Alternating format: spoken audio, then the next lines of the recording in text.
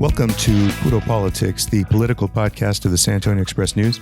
My name is Gilbert Garcia, Metro columnist, and I'm joined by City Hall reporter Joshua Fechter, business editor and columnist Greg Jefferson, investigative reporter Brian Chasnoff.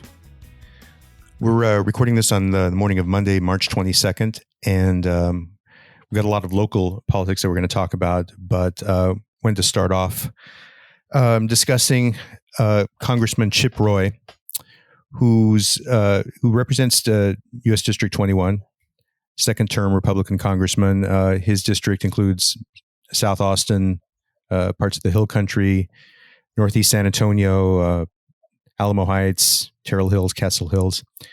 And last week, Representative Roy was part of a House Judiciary Committee subcommittee hearing, and the focus of it was anti-Asian American bigotry. And this was coming, the hearing had been planned before this, but this hearing happened 2 days after a tragedy in the Atlanta area where you had 8 people killed, including 6 Asian American women at 3 spas in Atlanta, and which has brought new urgency to the issue of anti-Asian American hatred in this country, which the hate crimes against Asian Americans are up 150% in the past year since COVID-19 really became a reality in the United States. And there have been a lot of questions about some of the rhetoric that former President Trump and others have used, calling the COVID-19, the China virus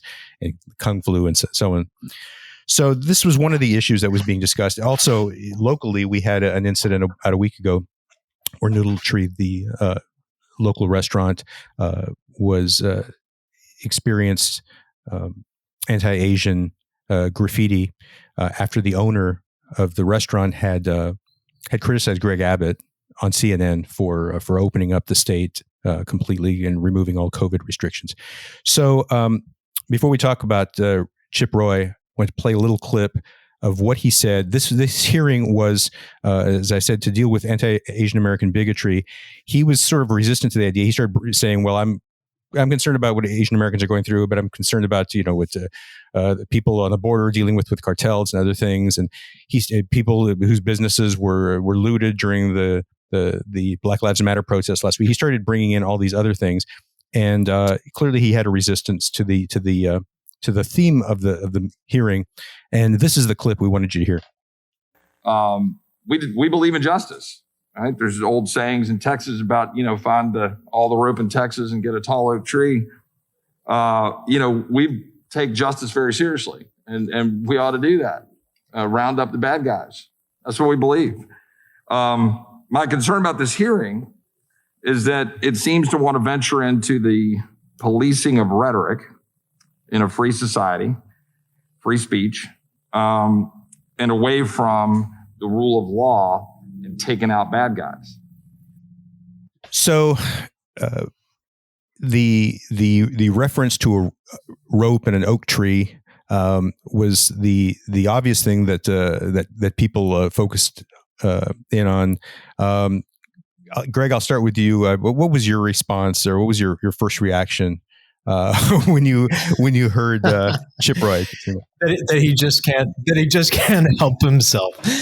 I don't know. To me, when faced with the reality of hate crimes against Asian Americans and the fact that they've increased pretty substantially over the last year, faced with that reality, it's kind of his response kind of reflects a really decadent politics I think we've seen on the right, where, it's so much about, demonization and, finding just the right enemy to, rally your base against, that it kind of follows that logic. When you have an implacable enemy, who's bringing, Kung flu over the border, what's the appropriate response? Well, you lynch him.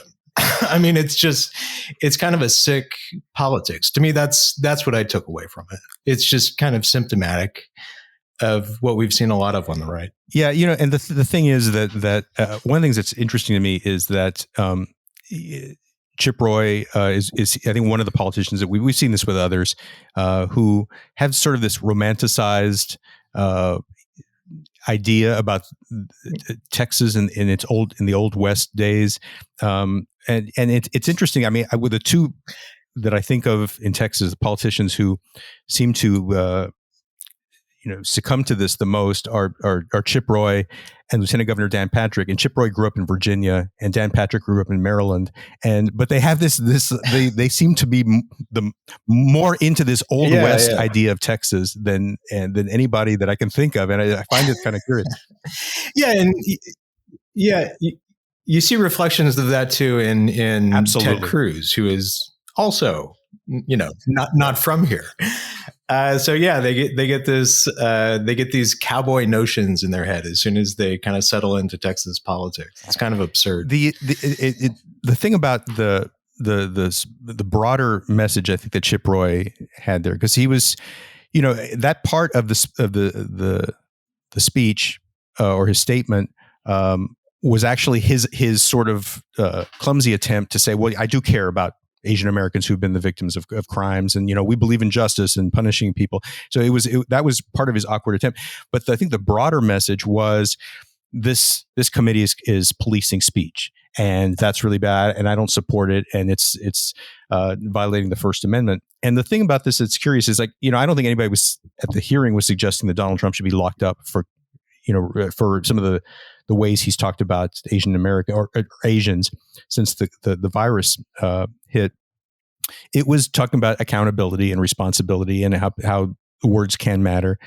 And Chip Roy himself, when we had the latest impeachment process for Donald Trump, he voted against impeachment on process grounds. But he said that when the president incited people to go to the Capitol and falsely gave them the impression that the election results could be overturned, that he bore responsibility for the violence that happened at the Capitol. He also sent a letter to Nancy Pelosi several weeks ago complaining about Alexandria Ocasio-Cortez when she had criticized Ted Cruz and said that he had tried to get her killed because he had supported Trump when it came to the election. So, and he said we need to get rid of this kind of heightened rhetoric. We need to put a halt to this heightened rhetoric. So at times he shows a willingness to acknowledge that political leaders' words can matter and they can have an effect. But then at this hearing and at other times we see him sort of say, no, you're trying to police speech and you're violating the First Amendment. And that's one of the things that I find kind of difficult to reconcile with him. Does anybody else have any thoughts on that? I mean, it's not violating free speech to give him a hard time for saying something stupid, right? That's right. This reminds me, Brian, I'm sorry to interrupt. I was going to say, it reminds me of a story that you worked on years ago. In 2013, when you wrote about this recording involving then council member Lisa Chan, and she was engaging in some anti-gay slurs, and her team came out and said, well, this is the First Amendment. She has a right to say whatever and nobody was, and the First Amendment's there to protect citizens against the government imprisoning you for what you say. It's not to protect elected officials from getting criticized. And I think it's important to note that at the time, council was crafting an anti-discrimination ordinance, and so exactly her views on the LGBT community were very, very pertinent. And she actually voted against the ordinance, but and I apologize, I don't exactly remember the reason, but it was some technical reason to do, probably with small businesses, or it had nothing to do with whether or not the LGBT community should be concerned about discrimination. So this recording that I obtained was very relevant to her vote, that hadn't even happened yet. So I mean, the thing with Chip Roy that's been curious and kind of fascinating to me is I've seen him, for example, when he ran in 2018 at an editorial board meeting, sitting with Joseph Kopser, his Democratic opponent. They had a really civil and pretty thoughtful discussion about taxation and the federal budget and everything. And I've seen that side to him. And then I've seen, where couple of months ago when Joe Biden tweeted about what he was going to do on day one, and Chip Roy came back and said, on day one, kiss my ass. So he's got that side to him where he has to be the sort of the hyper partisan bomb thrower. But there are times when you see some. There's another side, I think, at war with that, and I think he's. Well, and I think it's also worth pointing out that. The Democrats and a lot of people on the left are actually starting to acknowledge that cancel culture is pretty corrosive to an extent. And I think that, the right is using it as kind of a straw man in a way exactly. to demonize the left. So I think there does need to be a reckoning to some extent with the so-called thought police.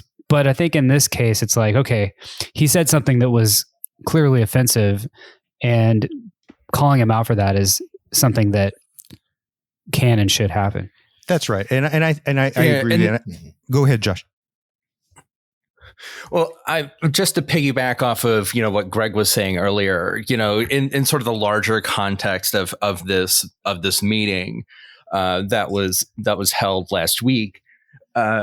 There's just sort of this strain of Republican thought, or sort of thought on the right, where you can have sort of evidence of sort of a racist behavior, racist act, a hate crime, as was committed last week, but almost worse than that is accusing people of bigoted behavior or racist rhetoric like that. That seems to sort of outweigh what were the real world effects of this kind of rhetoric last week.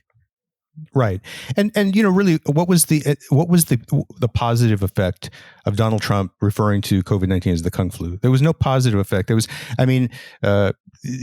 should not that anyone should saying that he should be imprisoned for using that kind of language, but he was the president. His words do matter. And what was the positive effect of it? There was nothing positive coming out of using that kind of term, aside from the fact that it enabled him to deflect attention away from criticism that he was getting for his handling of the virus, and to remind people, because he praised China for a couple of months last year. He was saying they're doing great and they're working really hard. And then when he started getting criticism about the numbers rising in this country, then he started using those kinds of terms. And so I think I don't think it's wrong to scrutinize that. And I think Chip Roy at times has been willing to say, yes, the rhetoric of politicians matters, and it's something that we have to be, watch out for. But then at other times he rejects that idea. So, Josh, I wanted to talk to you a little bit about a story you did last week, and this has been an ongoing issue in San Antonio, and Brian's written about this too, which is how San Antonio has handled the sign-up process for the COVID-19 vaccines. And you pointed out in your story, San Antonio is the only major Texas city without a kind of a one-stop sign-up portal. And I think that there was some criticism among council members and other elected officials recently about this. I mean, what is the issue here, and what are people saying about it? So, what's at issue here is you have this mounting frustration, maybe perhaps not mounting, it's been present the whole time, among the public, that there's not an easy way to sign up for a vaccine appointment, to get, the Pfizer, Moderna, Johnson & Johnson COVID-19 vaccines.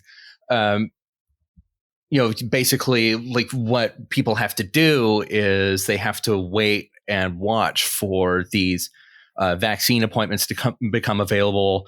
Then they have to hop on the phone, or they have to, rush to a website to, try to battle with thousands of other people to get an appointment.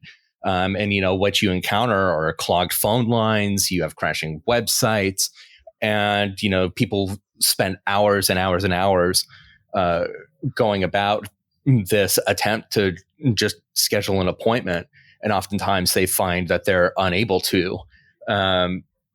So this idea has come up several times of basically you create a one-stop shop, basically a place where you can sign up and you can put all of your information into it.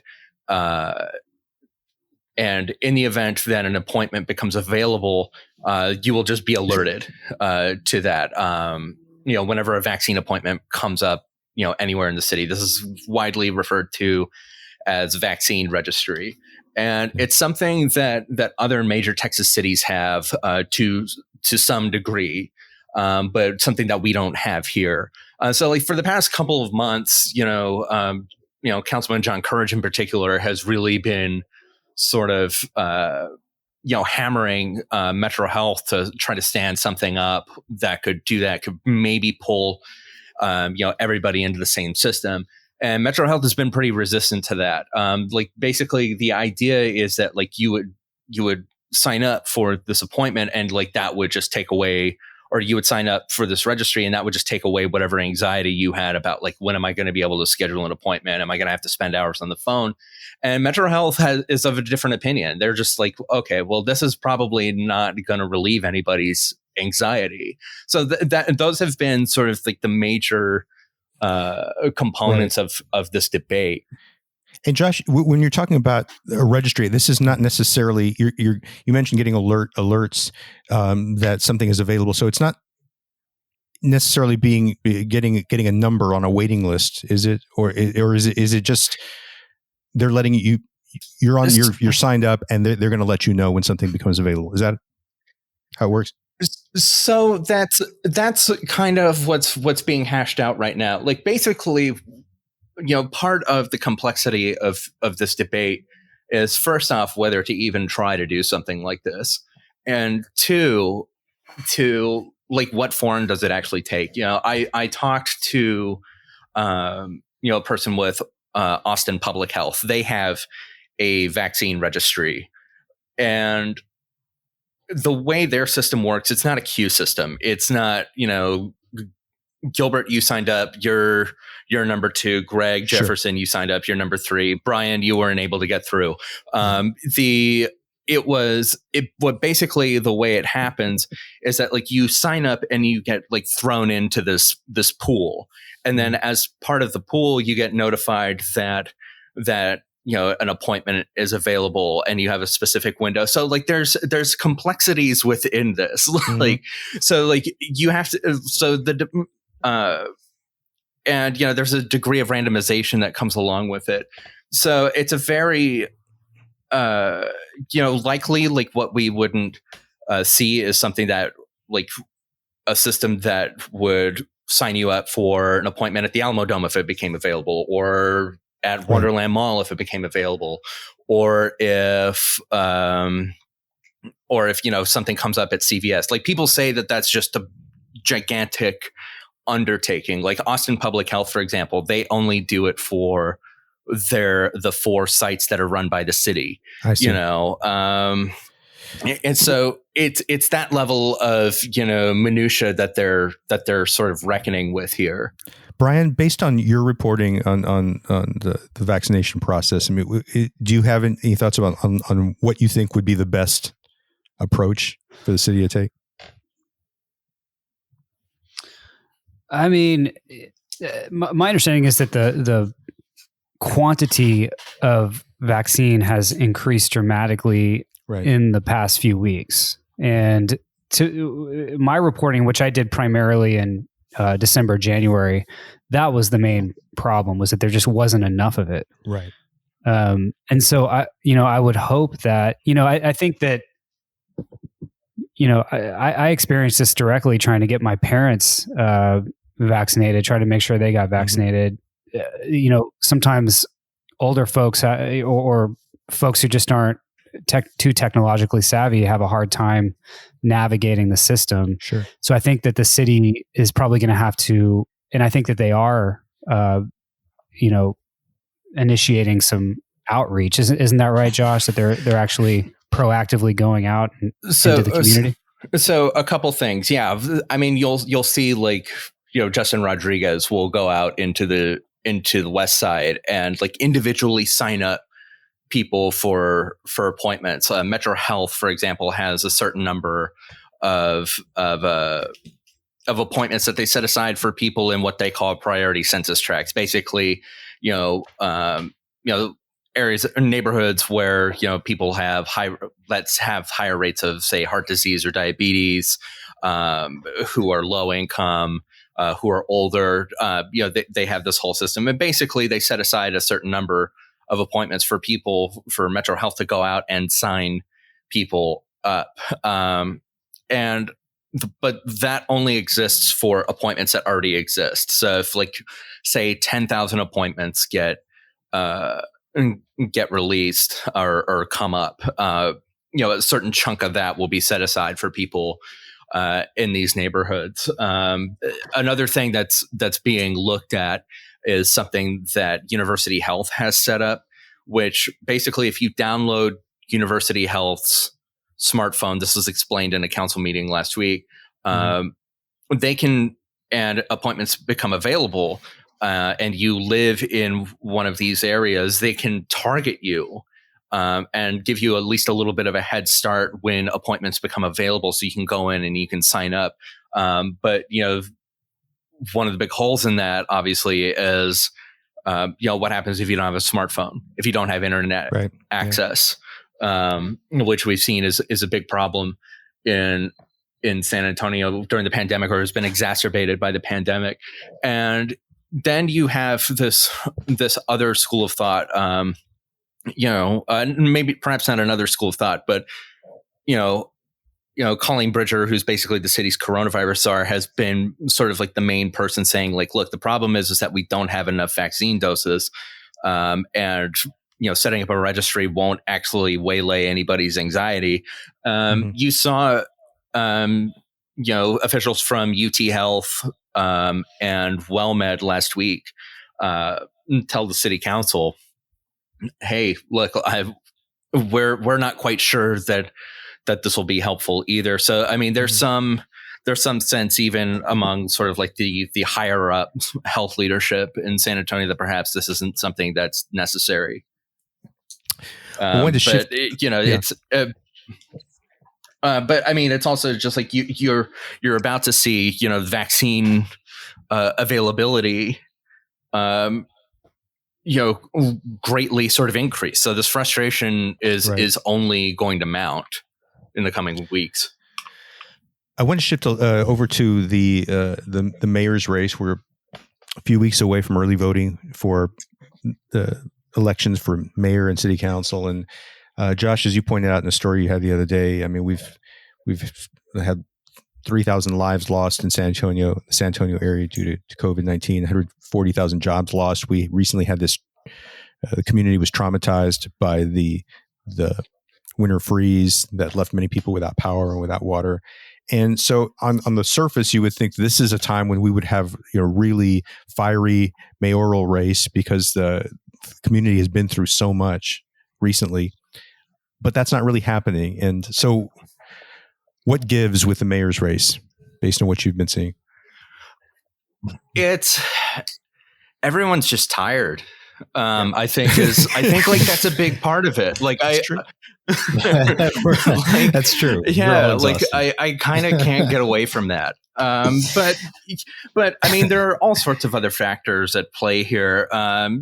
One I think is everyone's having a really hard time raising money.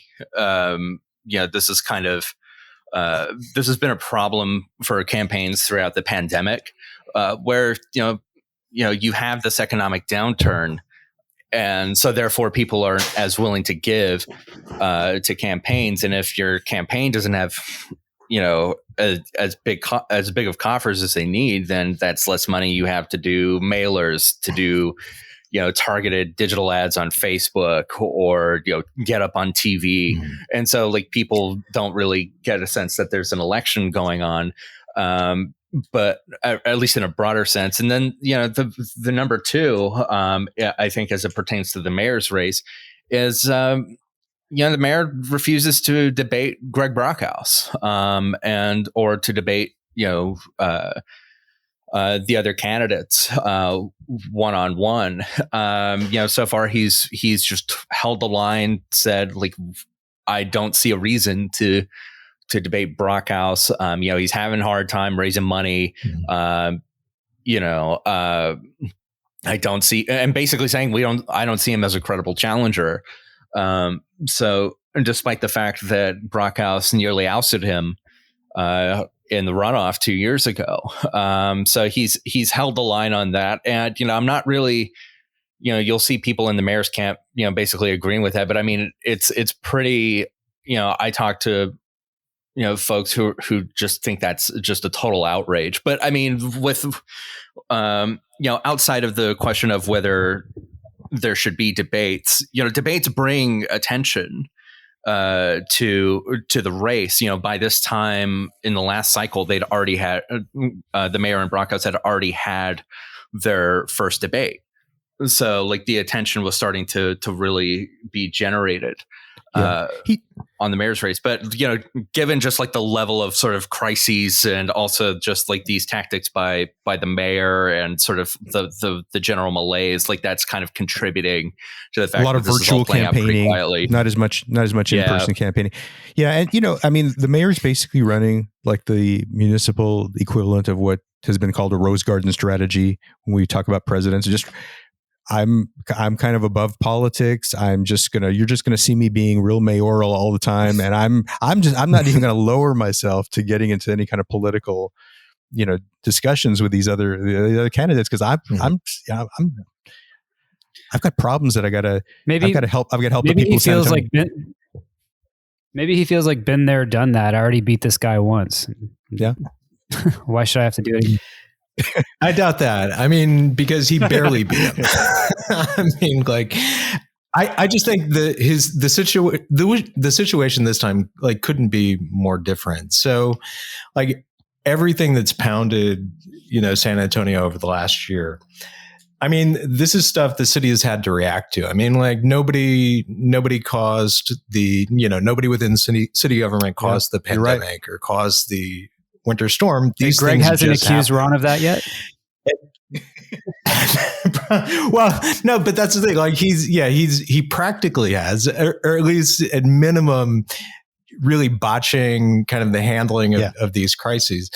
And I don't know. I mean, Nirenberg's gotten. I think he's done pretty well managing these crises for the city. So given that. I think he's got, he's in a firmer position than he was 2 years ago. I mean, 2 years ago, nobody really knew. Okay, so, Ron Nirenberg as mayor stands for what? I mean, people just had a really hard time defining what it was that he wanted to accomplish for the city. 2 years later, we're in survival mode, and that's a pretty clear mandate for the mayor. And he's, I think he's done a generally good job. So, I think hence he kind of feels like he's in control of this race. And if he doesn't want to debate, he's not going to debate. Yeah. And, I think he thinks that there's no price to pay for that. And there might not be. I mean, kind of insiders and reporters and editors and columnists get upset about, his decision not to have debates. I don't know that many other people do. I think it's an inside baseball thing for sure.